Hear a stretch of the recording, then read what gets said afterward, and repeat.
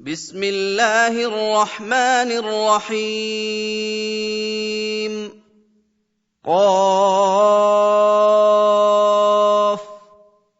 والقرآن المجيد بل عجبوا أن جاءهم منذر منهم فقال الكافرون هذا شيء عجيب أإذا متنا وكنا ترابا ذلك رجع بعيد قد علمنا ما تنقص الأرض منهم وعندنا كتاب حفيظ بل كذبوا بالحق لما جاءهم فهم في أمر مريج أفلم ينظروا إلى السماء فوقهم كيف بنيناها وزيناها وما لها من فروج والأرض مددناها وألقينا فيها رواسي وأنبتنا فيها من كل زوج بهيج تبصرة وذكرى لكل عبد منيب ونزلنا من السماء ماء مباركا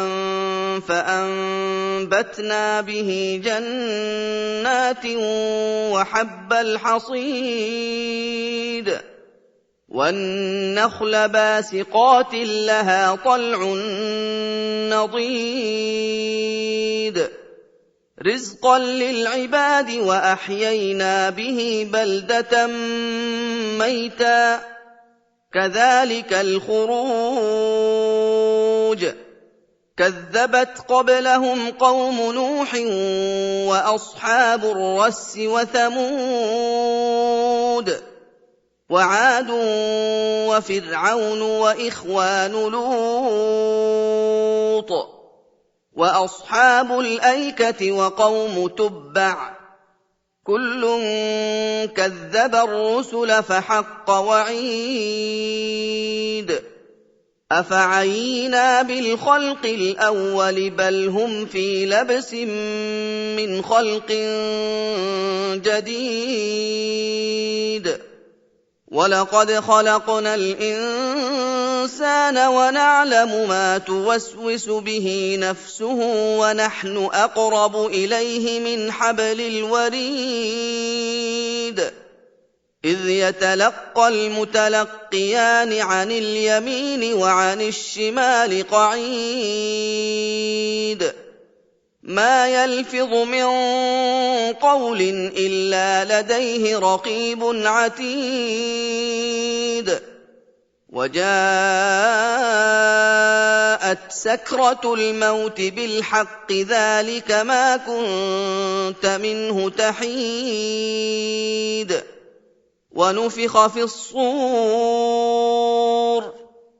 ذلك يوم الوعيد وجاءت كل نفس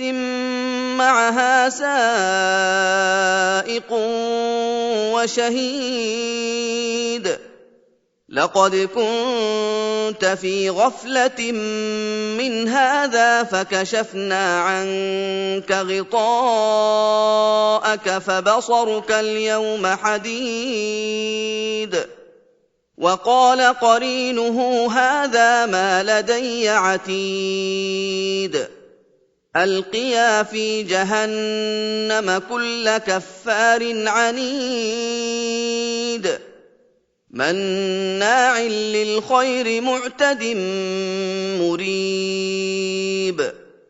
الذي جعل مع الله إلها آخر فألقياه في العذاب الشديد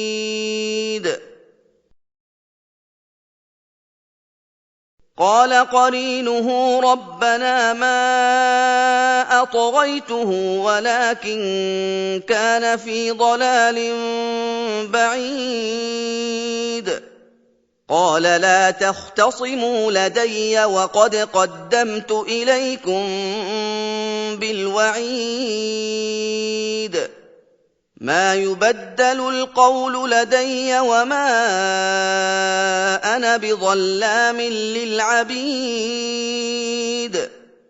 يوم نقول لجهنم هل امتلأت وتقول هل من